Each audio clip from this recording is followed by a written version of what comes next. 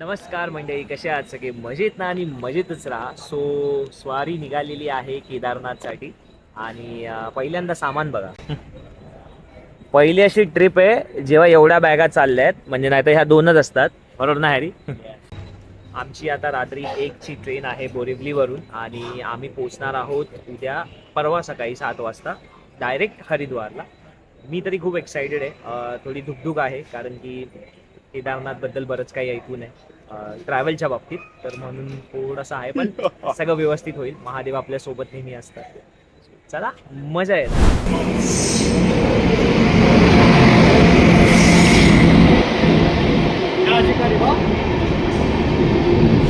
जेवण आलेलं आहे. हिरेन साईड अप्पर आहे. आज लोअर आमच्या नशिबात नाही. Lower return जर्नीमध्ये.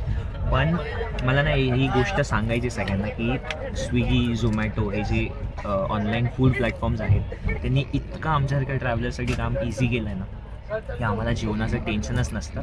1-1.5 तासापूर्वी ऑर्डर करून टाकायचं, जेवण थेट तुमच्या सीटवरती येतं, आणि तुम्हाला जर घाई असेल तर तुम्ही जाऊन दरवाजात पण पिकअप करू शकता, आणि प्रॉपर तेच येतं. अनदर थिंग, आत्तापर्यंत आमचे हा 11वा ज्योतिर्लिंग आहे, आणि एक पण ज्योतिर्लिंगच्या प्रवासात जेवण खराब नाही आलं. टचवूड, जेवढं आम्ही आत्तापर्यंत IRCTC मधून ऑनलाईन ऑर्डर केलं आहे, स्विगीवरून, झोमॅटोवरून, एकदम भारी जेवण आलं आहे. आणि ही, जेवढं मला माहिती आहे, ही टेक्नॉलॉजी फक्त अजूनपर्यंत इंडियामध्ये, हा नाही रे, हां, ही अजून बाहेर कोणाकडेच नाही आहे. आणि hats off to the delivery partners, की त्या वेळेत त्या कोचच्या बाहेर येऊन परफेक्ट तो पार्सल गरम डिलिव्हर करणं असे घेऊ. आपण हरिद्वारला पोहोचलेलो आहोत, आणि आता खरं तर बोलताना अर्धा प्रवास झाला आहे, आणि आता ह्याच्या पुढचा नेक्स्ट प्रवास सुरू होणार आहे. 12 तासांची बसची जर्नी आहे. तर बघूया आता स्टेशनच्या बाहेर बस आहेत, कुठे आहेत ते सगळं गेल्यावर कळेल. मी थांबलेलो जरा हलका व्हायला, कारण खूप खतरनाक प्रेशर आलेला, आणि आमच्या कोचमध्ये पाणीच संपलेलं. मी दुसऱ्या कोचमध्ये जाऊन आलो.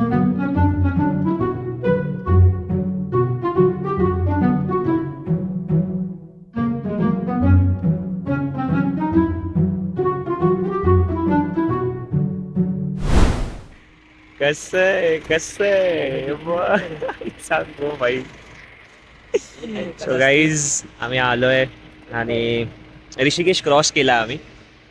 बघा, परत गाडी कुठेतरी थांबली आहे. ऍक्च्युली इकडे खूप रस्त्यांचं काम सुरू आहे, आणि माझ्या मागे व्ह्यू बघा यार, दाखवतो भाई साहब, क्या बात है.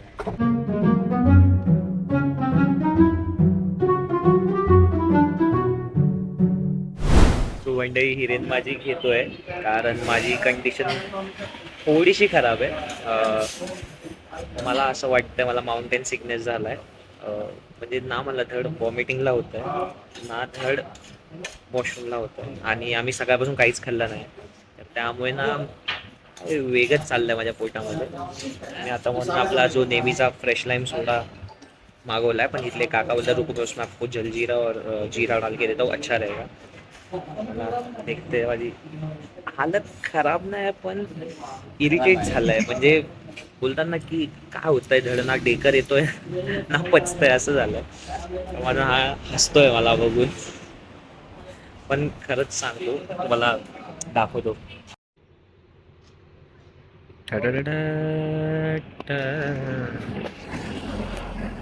जे कायच बोलायचं. आणि माहिती गंगा आहे, लवकरच आता देवप्रयाग तिकडे पुढे येईल, आणि आम्ही संगमवरती थांबू की नाही मला माहीत नाही. Let's see, because private taxi नाही ना, आपली शेअरिंग आहे, तर म्हणून. बट महागंगे, हर हर गंगे.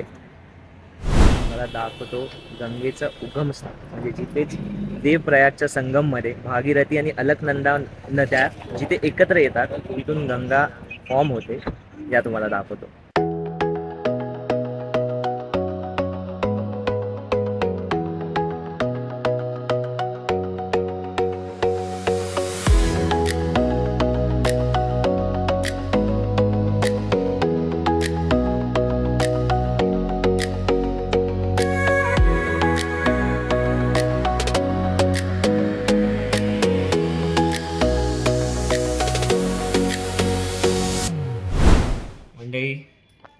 आत्ताचा ह्या प्रवासाचा फक्त दुसरा भाग झाला आहे, आणि जाणवलं आहे आम्हाला आत्ताच की का केदारनाथ आहे किंवा का ही देवभूमी आहे, कुठल्या ॲल्टिट्यूडला आता मी माहीत नाही, पण आम्ही सोनप्रयागला पोचलो आहे आणि इथेच थांबे कॉपीराईट येईल.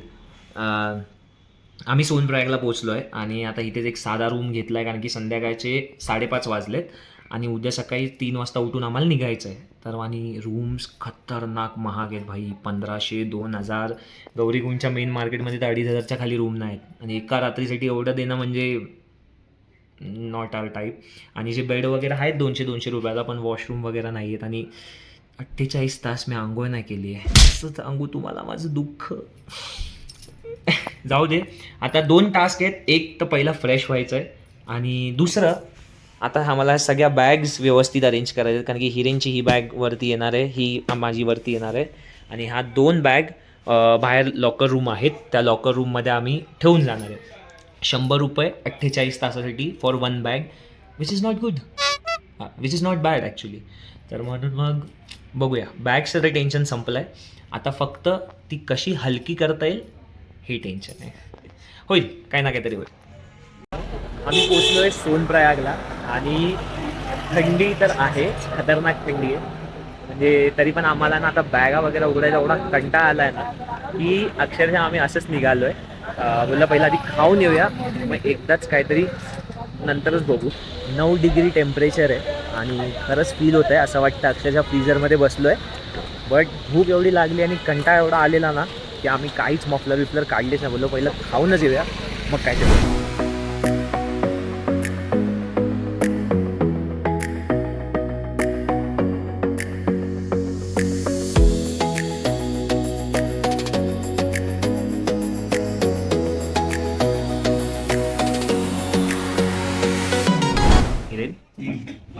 काका जेवण द्यायला विसरले वाटतं. ह्या पण दिल्या आहेत. हा सेल्फ सर्व्हिस होय का मानू आणा तो तू. त्र्यंबकेश्वरला हिरेन एक सीन केलेला आणि खूप अगोदरपासून चालतो आपल्या देशात. बघूया इकडे पण तेच आहे का, दाखवतो. सो गाईज किती आहे, ठीक आहे. जर एवढं पकडलं तर एवढं आहे आणि एवढं पकडलं तर एवढं आहे. ठीक आहे, आपण एवढं अज्युम करू. किधर था, अच्छा मेरे उंगली तक.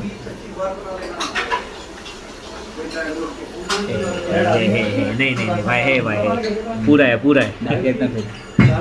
एक गोष्ट तर सांगायचीच राहिली, या गाडीच्या नादात मला आणि हिरेनला लिटरली आज उपवासच झाला आहे, कारण सकाळपासून काहीच नाही खाल्लं आहे. आणि मध्ये आमची मग इच्छा झालेली, जेव्हा रुद्रप्रयाग आलं मला बरं वाटत होतं, पण आता खाऊया काय. नंतर मी हिरेनला बोललो चल आता उपवासच करूया. काय हिरेन, सो या उपवास करूया.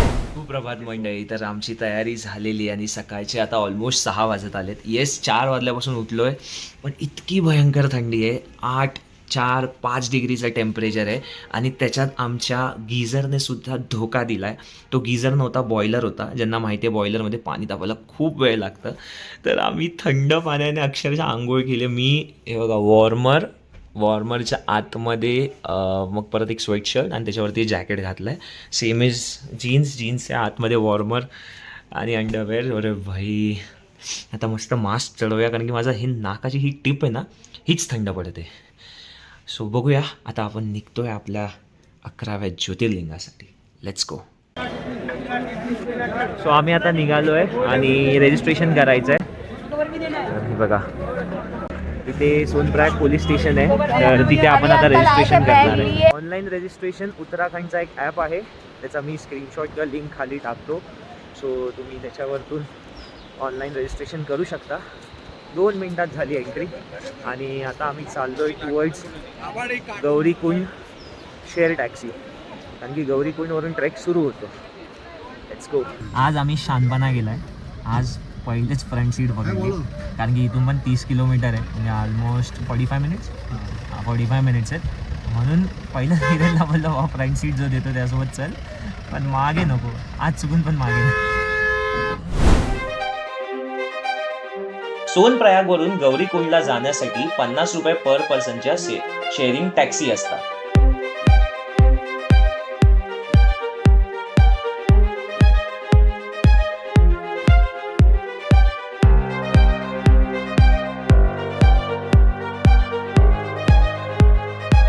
गौरीकुंड हे तेच ठिकाण जिथे गणपती बाप्पाचं धड वेगळं केलं होतं. इथे पाया पडूनच ट्रेकला सुरुवात करायची असते. एकतर तुम्ही गरम पाण्यात स्नान सुद्धा करू शकता किंवा डायरेक्ट पाया पडून ट्रेक चालू करा. ट्रेकला सुरुवात होते आणि तुमच्या आयुष्यातील एक 22 किलोमीटरची 3D फिल्म सुरू होते.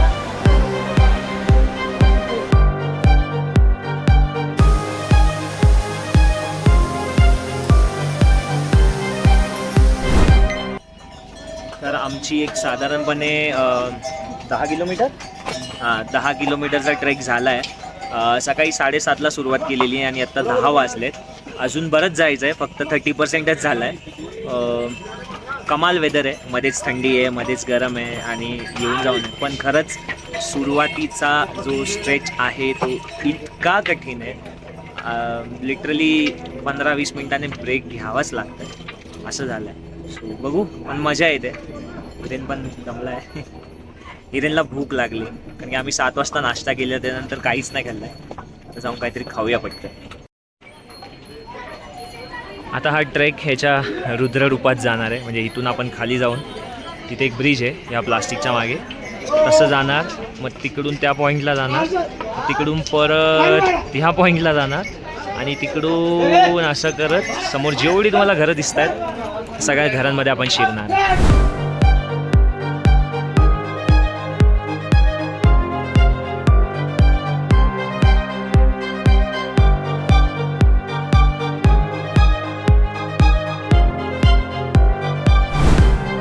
सो शेवटचे 10 किलोमीटर्स खरंच आत्मपरीक्षा आहे, कारण पूर्ण स्टीप स्लोप, वाट एकदम अनइवन बघा,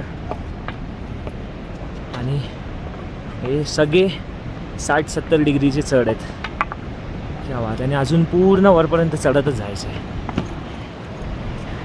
मजा येते.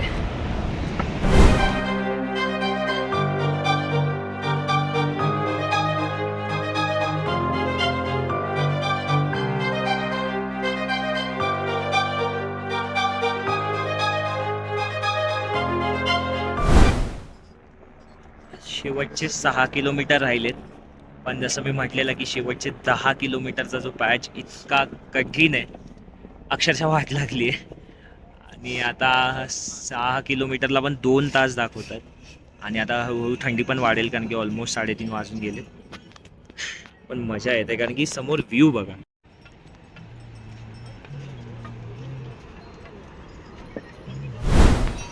संध्याकाळचे 6 वाजलेत आणि खरंच सांगतो शेवटचे 5 किलोमीटर भयंकर आहेत. म्हणजे बघा, थंडी तर आता सुरू झाली आहे बघा, पण अक्षरशः आम्हाला सगळं आठवलं आहे. आधी दुपारी हिरेन पूर्ण ड्रेंड आउट झालेला, हिरेनने चढायलाच होत नव्हतं, बरेच ब्रेक झाले. आणि आत्ता संध्याकाळ झाल्यापासून माझी पण वाट लागली आहे आणि ऑक्सिजन लेवल कमी झालं आहे. लिटरली आम्ही कापूर ठेवलेत कारण मला त्रास व्हायला लागला आहे. थंडी वाढली की मला भयंकर त्रास होतो, मला थंडी सहन नाही होत. सकाळी मी आंघोळ कशी केली आहे माझं मला माहिती आहे. पण आता अजून 3 किलोमीटर उरलेत आणि त्याच्यात 2 मोठे चढ चढायचे. बॉडीने गिव्हअप केलं आहे, बट नाही बोलू शकत, मला अक्षरशः रडायला येतं.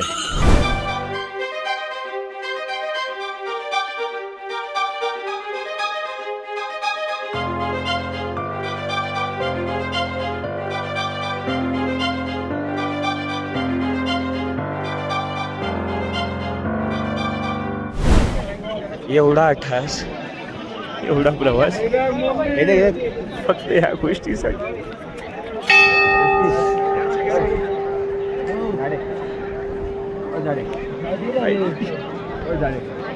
मला माहीत नाही का, पण जेव्हा मी ह्या ट्रेकला टॉपला पोचलेलो तेव्हाच मला रडायला येत होतं आणि नाही कंट्रोल होते, कारण शेवटी पोचलो आहे.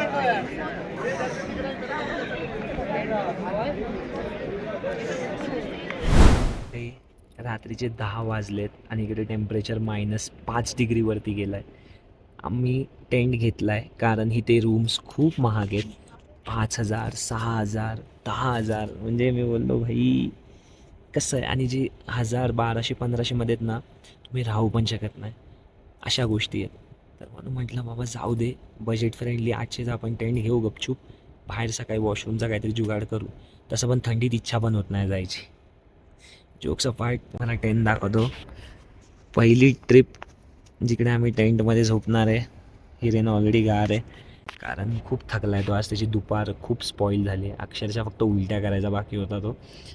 ठीक आहे, आणि उलटं माझ्यासोबत संध्याकाळी झालं. जशी थंडी सुरू झाली, मला थंडी इतकी प्रचंड शिरली माझ्या अंगात, श्वास घ्यायला त्रास होत होता.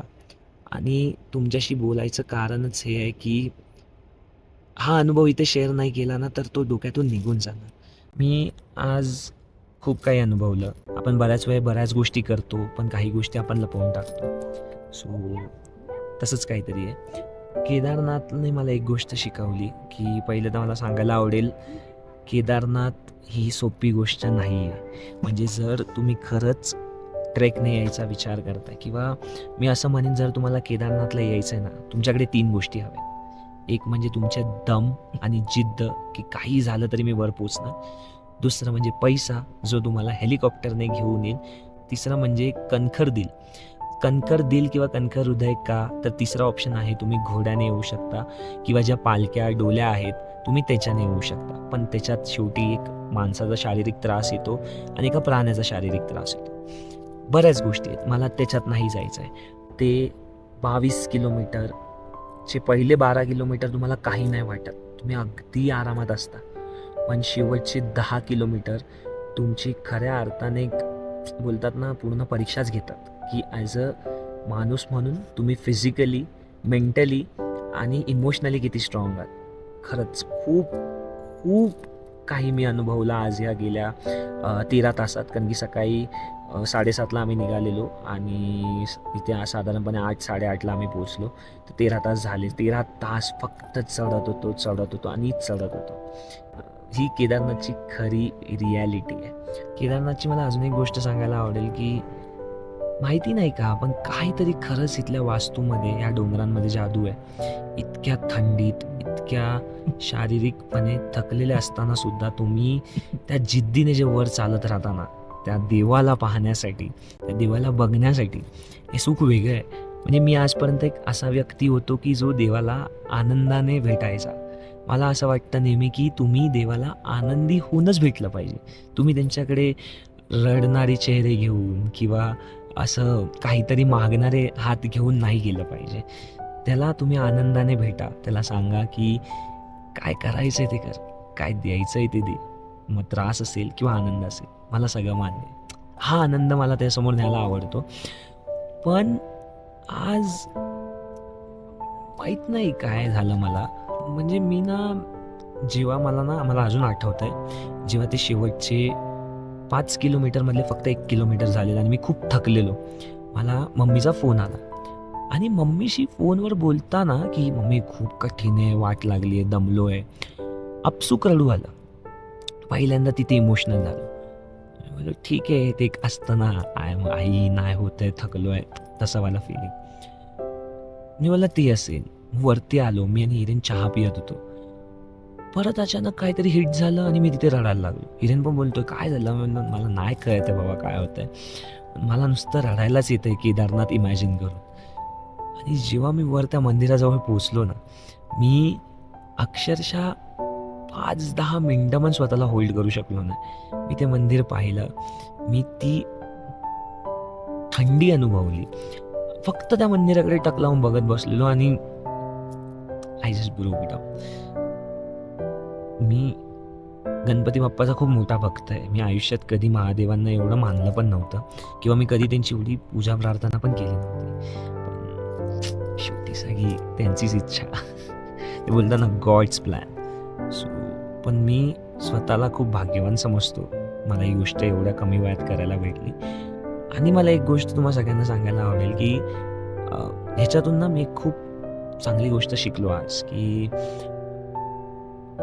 एखादी जर तुमच्या डोक्यात कल्पना येते आणि तुम्ही तिच्यावरती मेहनत करायला तयार आहात, तुमची पूर्ण जिद्द तुम्ही त्याच्यात लावण्यासाठी तयार आहात, सुरू करा. कारण मी जेव्हा गेल्या वर्षी डिसेंबरमध्ये हिरेनला बोललेलो की बाबा चल 12 महिन्यात 12 ज्योतिर्लिंग करूया आणि सिक्वेन्समध्ये करायच्या, तर असंच आमचं मस्करीमध्ये प्लॅन झालेला. पण माझी ती आपसूक आलेली इच्छा होती की मला करायचं आहे. सोमनाथपासून आम्ही सुरू केलं आणि ते जे मल्लिकार्जुननं कंटिन्यू झालं ना, तिथून मी आता ठरवलं की भाई आता थांबायचंच नाही. पण त्याच्यानंतर मी बराच काही गोष्टींमध्ये मेहनत करत आलो. आज हा व्लॉग येईपर्यंत तुम्ही जर माझे लास्ट 10 व्लॉग बघितला असाल तर तुम्हाला कळलं असेल की काही ट्रिप्समध्ये मी किती स्ट्रगल केलं आहे. पण मला ज्याची भीती होती की केदारनाथ सगळ्यात डिफिकल्ट पडणार आहे तेच झालं आहे. झोपतो आता. उद्या सकाळी दर्शनाला जायचं आहे, त्यांना आतून पाहायचं आहे. बघूया काय होतंय.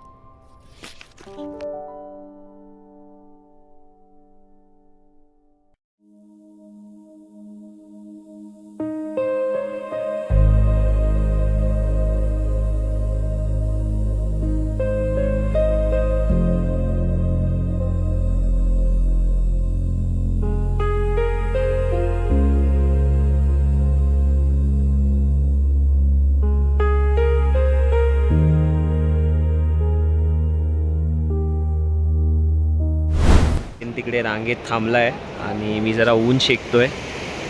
कसलं सुंदर आहे गाईज हे, बघा ना.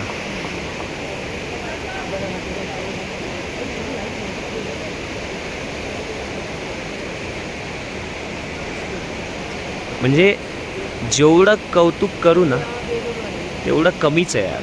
तुम्ही ह्या कोपऱ्यापासून सुरुवात करा, मी इकडून असे जा.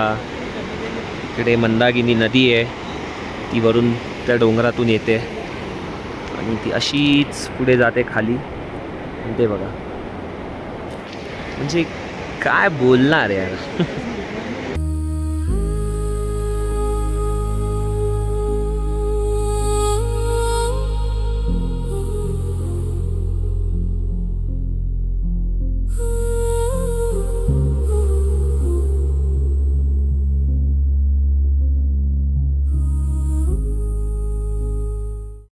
8:30ला लाईन लावलेली, 11:45 झाले आणि अजून पण मंदिराच्या जवळ पण नाही पोहोचलो.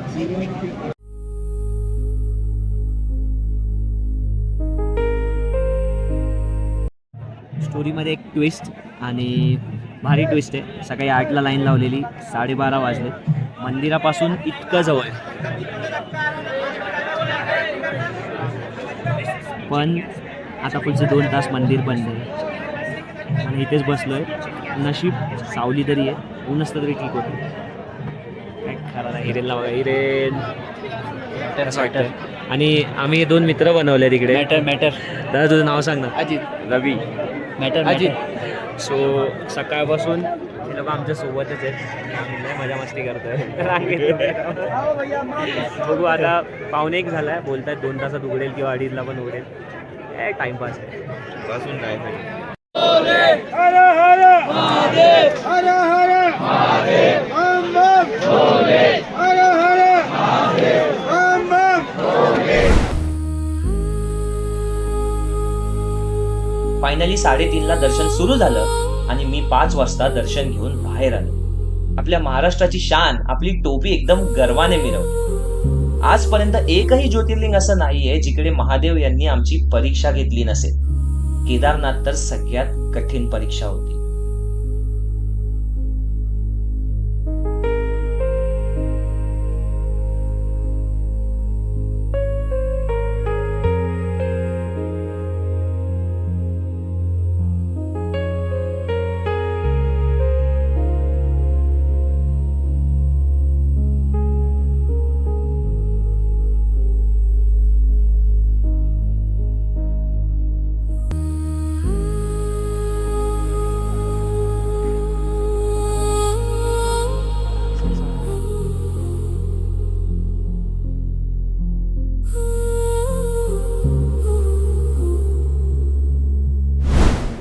मारुती रायासोबत एक स्पेशल व्हिडिओ, कारण आमचा टेंट हा बघा इथेच आहे आणि हे रात्रभर आमच्या पाठीशी होते. खूप शांत झोप लागली आणि अजिबात भीती वाटली नाही इकडे झोपताना. खरंच खूप खूप आभार आहेत त्यांचे. काल शनिवार पण होता आणि आम्ही शनिवारच्या दिवशी इथे आलेलो. सो शब्दात नाही सांगू शकत.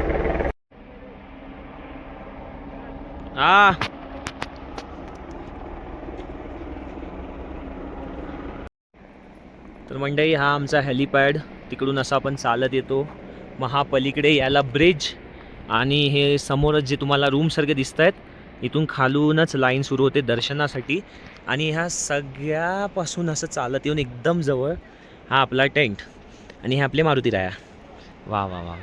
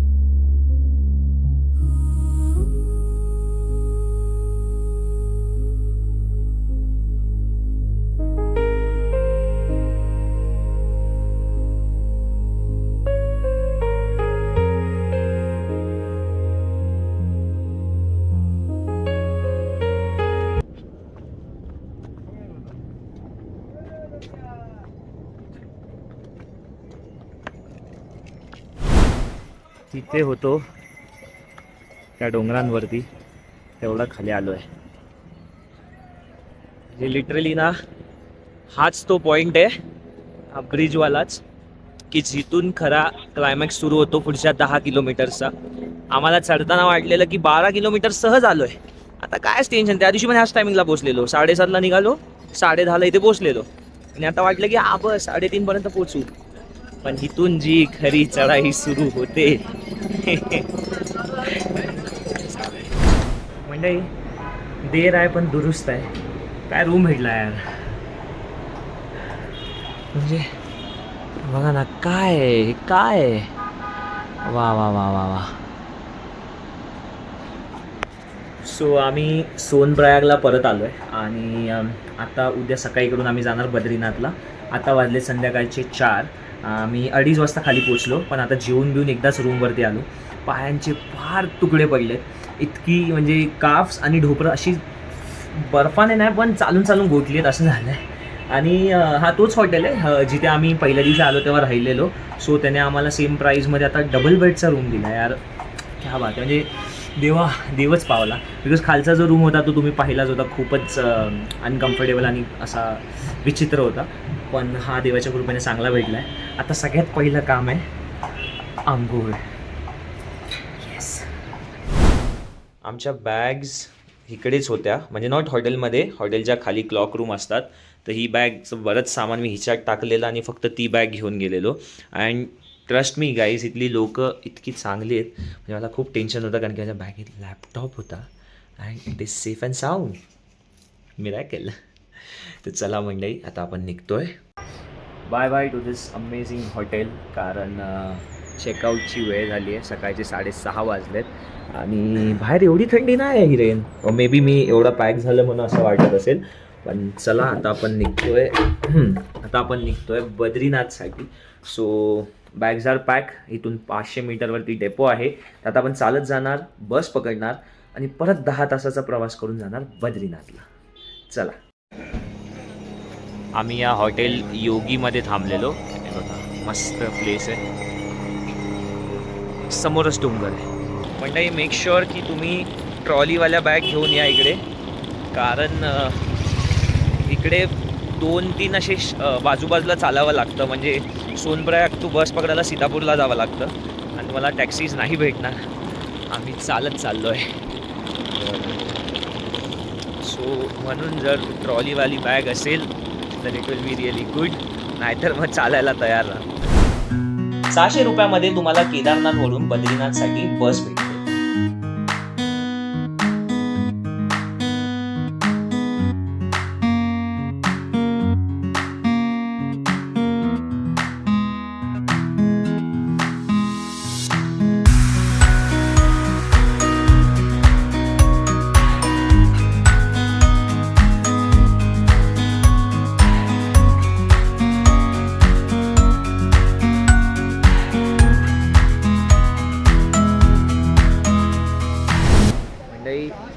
उत्तराखंड जेवढं सुंदर आहे तेवढंच कठीण इथले रस्ते आणि तिथे पोचणारी ठिकाणांचे काय बोलतोय, माझं डोकंच काम नाही करत. मी एवढा वैतागलो ना या बसमध्ये, म्हणजे अक्षरशः मी बिईंग ॲज अ ट्रॅव्हलर, मला पहिल्यांदा मी एवढ्या मोठ्या डोंगरांमध्ये फिरतोय आणि मला नको झालं आहे फ्रँकली स्पीकिंग, कारण खूप वैतागलो आहे. काही 8ला बसमध्ये बसलो आहे, संध्याकाळचे 5 वाजत आले तरी 200 किलोमीटरचा प्रवास संपला नाही आहे. म्हणजे तुम्ही विचार करू शकता की रस्ते काय भयंकर आहेत.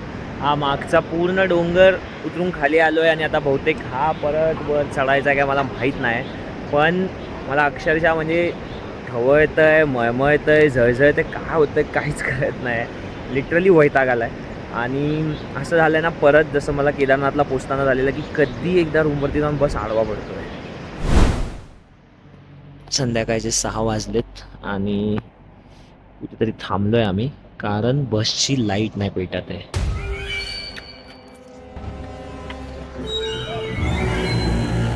काय बोलायचं आता असं मला झालं आहे, बिकॉज तो काहीतरी करतोय. आज पण 12 तास किंवा 13 तास होणार आहेत बहुतेक. म्हणजे स्टोरीमध्ये वेगळाच ट्विस्ट आहे. आमचं काय गाडीचा इशू हेडलाईटचा नाही आहे, तर गाडीचा रेडिएटरच बंद पडला आहे. गाडी ओव्हरहीट होते आणि अर्धा तास झाला आम्ही आता इथेच थांबलो आहे. फायनली 1 तासानंतर आमची बस सुरू झाली आहे आणि सगळे जे केबिनमध्ये बसलेले त्यांना इकडे स्टँडिंगमध्ये ढकललं आहे. काय माहिती, महादेवा पोचव रे बाबा. मंडळी फायनली पोचलो आणि माझा आनंद एवढा काय माहिती आहे, एकदम लक्झरियस वॉशरूम भेटला आहे जो इतके दिवस कुठेच भेटत नव्हता. जा जा जा.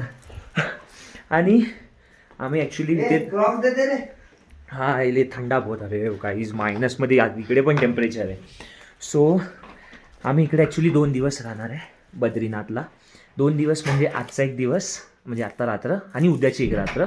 आम्ही परवा सकाळी निघणार आहे.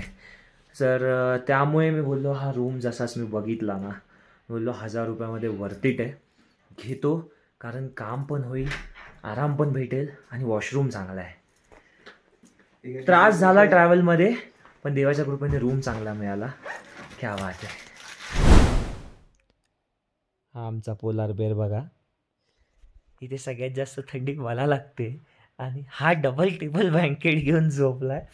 गाईज -5 डिग्री टेम्परेचर आहे आणि बद्रीनाथ लिटरली केदारनाथपेक्षा थंड आहे. म्हणजे पूर्ण कुल्फी जमायची फक्त आता बाकी राहिली आहे, एवढी थंडी. पण मजा येते.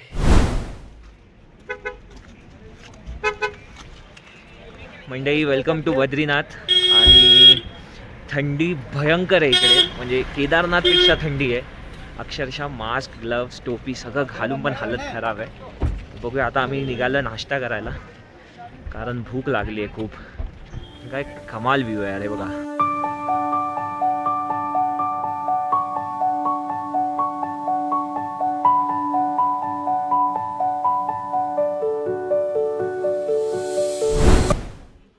दुपारचा 1 वाजला आहे, पण वेदर असा थंड आहे ना की जसं की सकाळचे 4 वाजलेत. अक्षरशः मायनसमध्ये टेम्परेचर आहे, हात गोठले आहेत. आणि आम्ही आता रूममध्ये परत चाललो आहे, कारण की मला टोपी आणि बंधना घ्यावाच लागणार आहे. माझ्या नाकातून आज अक्षरशः पाणी येत आहे, जे केदारनाथला पण नाही आलं आहे. आणि इकडे मेन ना हवा जास्त आहे, म्हणून खूप थंडी वाजते. मंडळी आम्ही आता निघालो आहे माना गाव फिरायला. फायनली सगळं पॅक केलेलं आहे, बरं वाटतंय. नाही तर माझी थंडीने खरंच काशी झालेली. तर चला आता जाऊया माना गाव बघायला.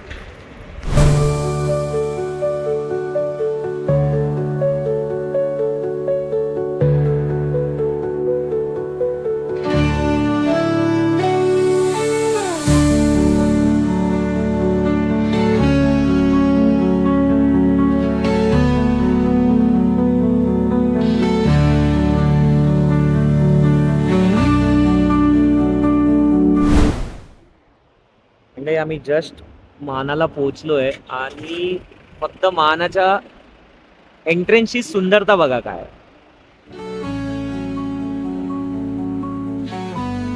काय म्हणजे शब्द कमी पडतात मला त्याचं वर्णन करायला. की आणि मला सांगायला आवडेल की हे जे डोंगर आहेत ना, कॅमेरामध्ये खूप छोटे दिसतात, पण आपण ह्यांच्या समोर एवढूशे आहोत. द ग्रेट हिमालयाज जे म्हणतात ते खरंच द ग्रेट आहेत.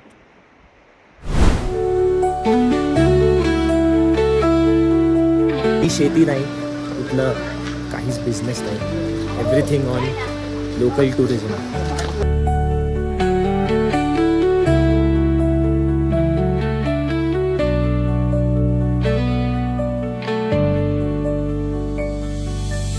ते ठिकाण जिथे गणपती बाप्पांनी महाभारत लिहिलं होतं, गणेश गुफा.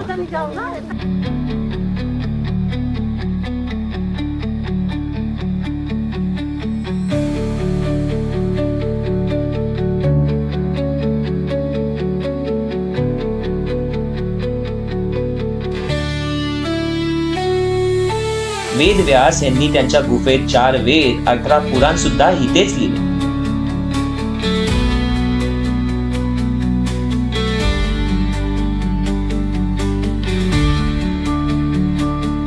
इथूनच जवळ सरस्वती नदीचं उगमस्थान आहे. सोबत हे एक सरस्वतीचं मंदिर सुद्धा इकडे आहे. मंदिरात एक स्पेशल गोष्ट होती जी मला बघून खूप भारी वाटलं. की आतमध्ये लता दिदी, संत तुकाराम महाराज, विठ्ठल रुक्मिणी माऊली आणि मग सरस्वती माता आणि गुरुदत्त असे सगळ्यांच्या मूर्त्या आहेत. ॲक्च्युली मला वाटतं हे मंदिर जे आहे ते पुण्याचेच पुण्याचीच कुठली तरी संस्था बांधते, but I am not sure. But बघून एवढं भारी वाटलं ना की उत्तराखंडमध्ये या सगळ्या लोकांच्या गोष्टी बघायला भेटतात. पांडवांच्या कारकिर्दीतील सगळ्यात शेवटचं बांधकाम म्हणजेच भीम पूल, आणि हाच पूल पार करून पांडव स्वर्गाच्या दिशेने निघून गेले. म्हणजे हेच ते ठिकाण जिथून 5 पांडव स्वर्गाच्या दिशेने निघून गेलेले.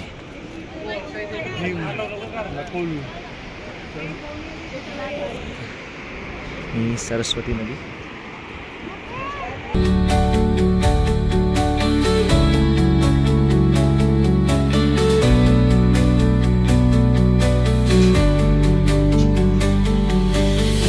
आम्ही आता परत रूमवरती आलोय आणि तुम्हाला ना एक हॅक दाखवतो की इकडे एवढं थंडीत जेव्हा पाणी साधं मिळत नाही किंवा बाहेर जरी ठेवलं तरी ते थंड होऊन जातं, तर काय करायचं. तर आम्ही काय करतो की बेसिकली असा बेडचा जेव्हा गद्दा असतो त्याच्यात मग हे पाणी गरम राहतं, आहे की नाही जुगाड. पण खरंच तुम्ही जेव्हा इकडे याल तेव्हा तुम्हाला साध्या पाण्याची किंवा गरम पाण्याची किंमत कळेल. थंड पाणी पिऊन पिऊन घशाची फार वाट लागते आणि मला तर टॉन्सिलचा त्रास असल्यामुळे तर माझी तर पूर्णच वाट लागते. सकाळी फ्रीज आणि संध्याकाळी फ्रीझर अशी बद्रीनाथची हालत आहे. म्हणजे लिटरली पूर्ण गार वातावरण आहे. -3 -4 असेल, काय विचारू नका, एवढी थंडी आहे. आता आम्ही चाललो आहे मंदिराचे ते दर्शन करायला. So let's go.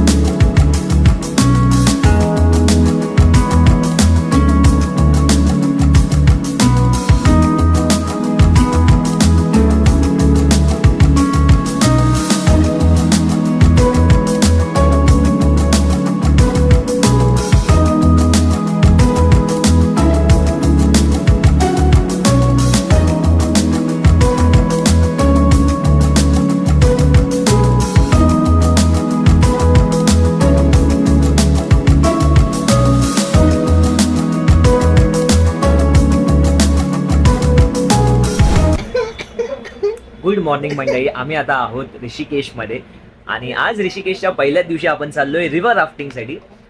थोडी दोघांची पण फाटली आहे कारण की पाणी थंड आहे. मजा तर करायची आहे, एकदाच हा अनुभव करायला भेटतो. सो गंगे रिव्हरमध्ये म्हणजेच गंगामध्ये रिव्हर राफ्टिंग होते आणि आम्ही ह्या तयाल ॲडव्हेंचर म्हणून जे आहेत त्यांच्याकडे काल रात्री येऊन बुकिंग केलेलं. सो बघू शकता काय काय ऑप्शन्स आहेत त्यांच्याकडे. हा आपला रूट आहे आणि आपण शिवपुरी 16 किलोमीटर 1000 रुपीज पर पर्सनवाला चूज केलं आहे.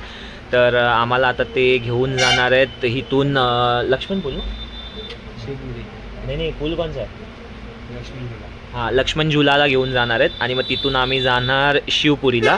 रिव्हर राफ्टिंग परत सुरू होणार back to Lakshman Jhula. So असा काहीतरी रूट आहे. तुम्ही बघू शकता कमाल ऑफिस ठेवलं आहे सरांनी. क्या बात आहे. 16 किलोमीटरचं रिव्हर राफ्टिंग आहे. 3 तास त्याने सांगितलं आहे. आता बघूया कसं होणार आहे काय होणार आहे. सो आम्ही त्यांच्या ऑफिसमध्ये आता बसलो आहे. इथून एक गाडी आम्हाला घेऊन जाणार Laxman झुलाला.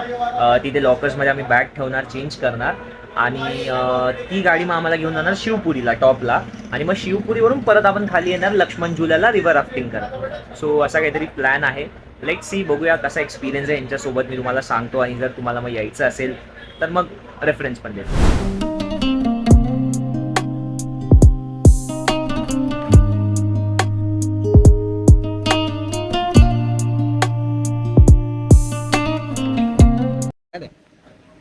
We are ready and good to go. एकदम टाईट असं लॉक झालं आहे आणि प्रोटेक्शन हे पण एकदम परफेक्ट आहे. पाण्याला खळखळाट आहे इथून कळणार नाही व्हिडिओमध्ये. भारी मजा येते. हिरेन पण इकडे सेट आहे. सो आता माहीत नाही आमचा फोन वगैरे बहुतेक आम्ही वॉटरप्रूफ बॅगमध्ये टाकणार आहे. Let's see.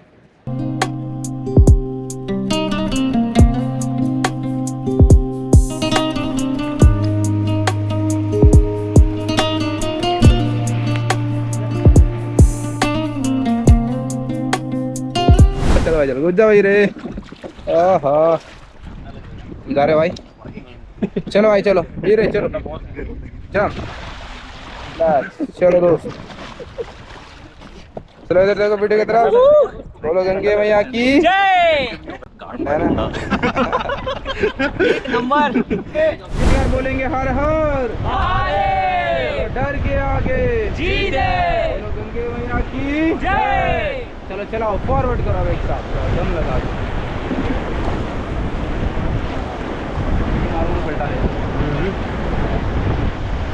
चलाओ चलाओ भाई राइट से थोड़ा पावर लगा भाई. राइट वाले उत्तर तेजी में चलाओ तेजी में.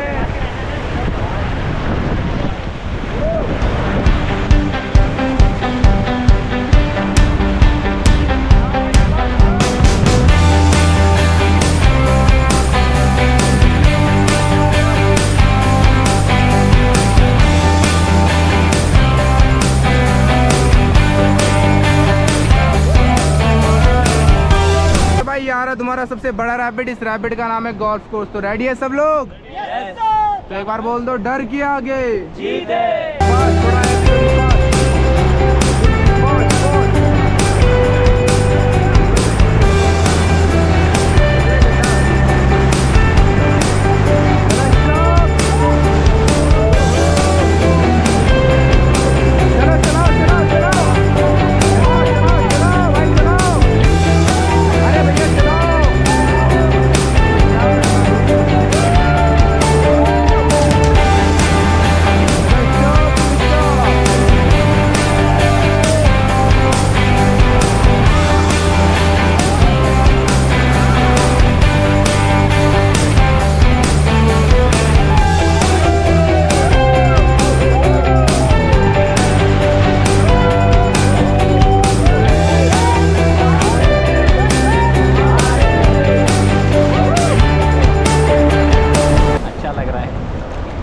मुंबईवरून एक नंबर. फॉरवर्ड चलाओ बाकी लोग चलाओ. एक नंबर. गुजराती मजा आई गई. चलो भैया चलो.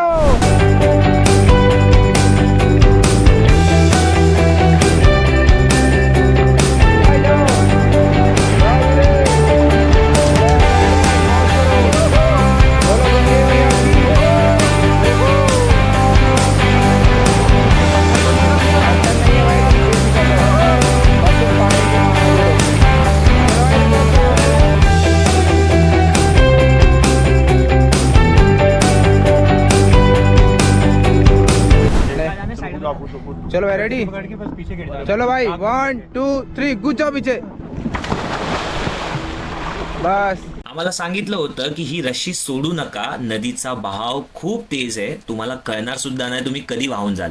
आणि ह्या काकांनी इकडे जी उडी मारली तिथे रशी त्या माणसाने सोडली. मग आता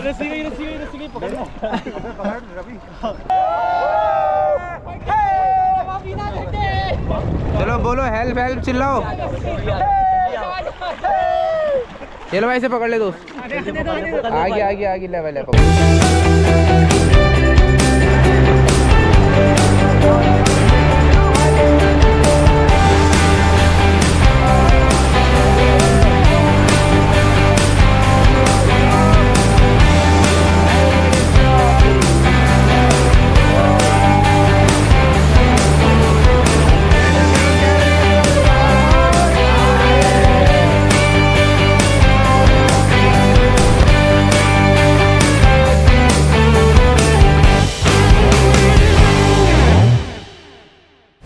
म्हणजे वी आर इन ऋषिकेश आणि ऋषिकेशमध्ये आल्यानंतर वाटतं की खरंच दिवाळी आली आहे. आमच्या लक्षातच नाही की 2 दिवसात दिवाळी आहे, पण कमाल माहोल आहे इकडे.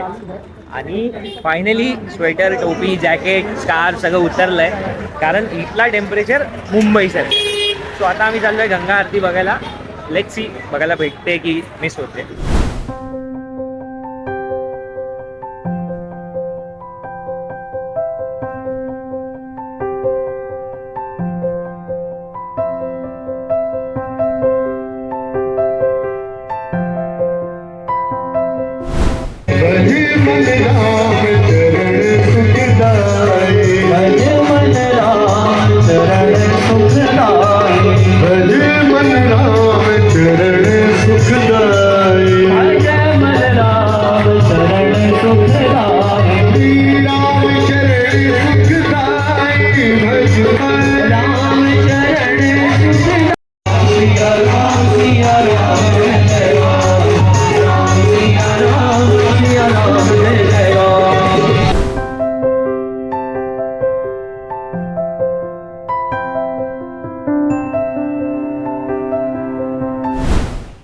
हा बघा आमचा डॉग मॅग्नेट, जिकडे जातो तिकडे कुत्र्याच्या मागेच येतात.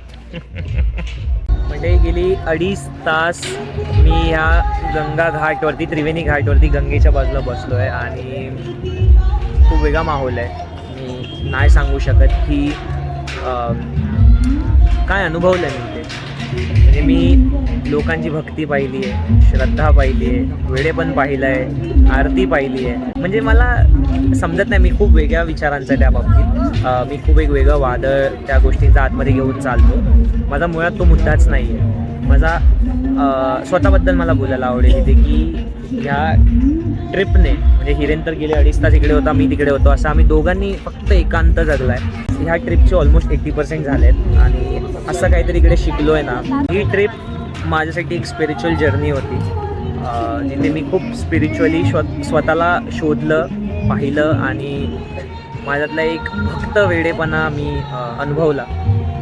कमाल आहे. म्हणजे तिची मागे मगासपासून जी गाणी वाजतायत ना, तेच चालू आहे गेल्या 2.5 तास या घाटावरती बसून. का बोलतात ना की गंगेच्या घाटावरती कधीतरी बसून अनुभव घ्या. आज मी जगलो. म्हणजे आपण पुन्हा हरिद्वारला पोहोचलेलो आहोत तब्बल 1 आठवड्यानंतर. म्हणजे काय बोलू, मला विश्वास बसत नाही आहे की मी चक्क पहिल्यांदा इतक्या मोठ्या ट्रिपवरती आहे. स्कूल कॅम्प्सला गेलो आहे, पण तेव्हा पण 3-4 दिवस असतं. आज 8वा दिवस आहे आणि मी परत हरिद्वारला आलो आहे. सो आमचा प्लॅन आता सिम्पल आहे. आज आहे सॅटर्डे, संडे, मंडे. सॅटर्डे तर अर्धा संपलाच आहे. सोमवारी दुपारी आपली ट्रेन आहे. म्हणजे पुढचे 48 तास आपण हरिद्वारमध्येच आहोत आणि हरिद्वारमध्ये आपल्याला गंगा आरती, बरेच काही लोकेशन्स आहेत जे हिरेनने शोधून ठेवलेत, ते आपण फिरणार आहोत. सो आता प्लॅन आहे की जरा काहीतरी पेटपूजा करूया, कारण की भूक लागली आहे. हॉटेल हा नाही तो नाही काय काय करत शेवटी आम्ही फॅब हॉटेल्समध्ये बुकिंग केलं आणि खूप स्वस्तात आम्हाला मिळालं. सो तुम्ही पण पाहिजे तर फॅब हॉटेल्समध्ये करू शकता. मी नेहमी तेच हॉटेल्स व्हिडिओजमध्ये दाखवतो जे मला पर्सनली आवडतात किंवा मला त्यांचं असं वाटतं की विचार सेफ. आता ह्याच्या अगोदर जिथे आम्ही राहत होतो ऋषिकेशमध्ये, ते हॉटेल पण चांगलं होतं, पण नंतर आम्हाला कळलं की ते हॉटेल तिथला लोकल ओयो होता फॉर कपल्स. तर म्हणून मी त्या हॉटेलचं डिस्क्रिप्शन किंवा लिंक दाखवलंच नाही, बिकॉज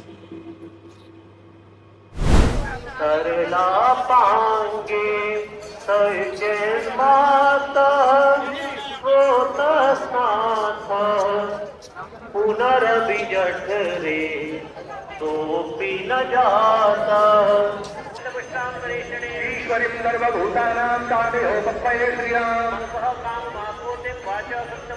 पशूनां रूपमन्यस्य मैत्री त्रियतां यश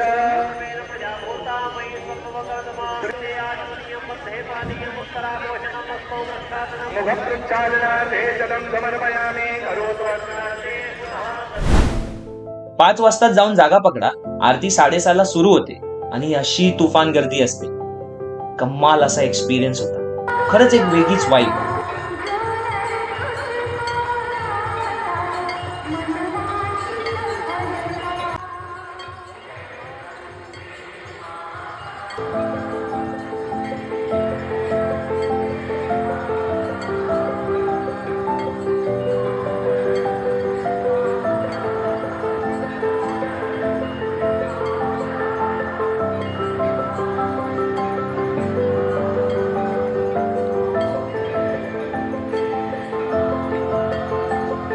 आरती बघितली, हरिद्वारला गंगा घाट फिरलो, मंदिरात जाऊन पाया पडलो. या पूर्ण नॉर्थच्या ट्रिप मध्ये एक गोष्ट खूप कॉमन आहे. कोणी प्रसाद द्यायला सुद्धा हात पुढे केला ना, जरा जपून. असली लय लुटतात यार. येडा बनवून पेढा देतात आणि आपल्याकडूनच मेवा घेतात. समजलंच असेल तुम्हाला.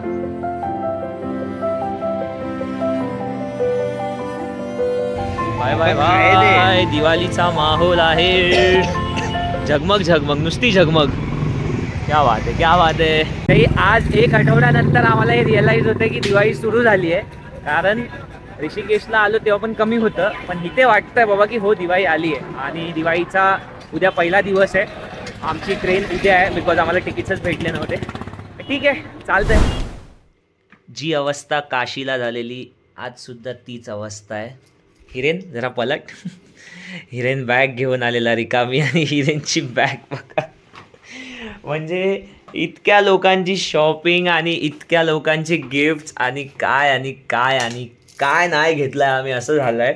So it's time to leave. Finally आमची ही 12 दिवसाची ट्रिप आता संपते.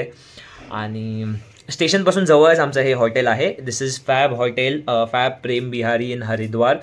खूप चांगली प्रॉपर्टी आहे, खूप चांगले रूम्स आहेत, वॉशरूम देखील चांगले आहेत. So if you want to stay, do check it out. मी बाहेरून तुम्हाला दाखवतो. ऑल्सो ऑनलाईन बुक करा, स्वस्त आहे. डायरेक्ट आलात तर महाग आहे.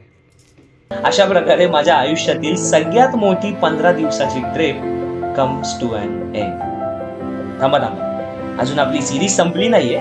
लास्ट ज्योतिर्लिंग बाकी आहे. सो थिंक, हो मी वॉट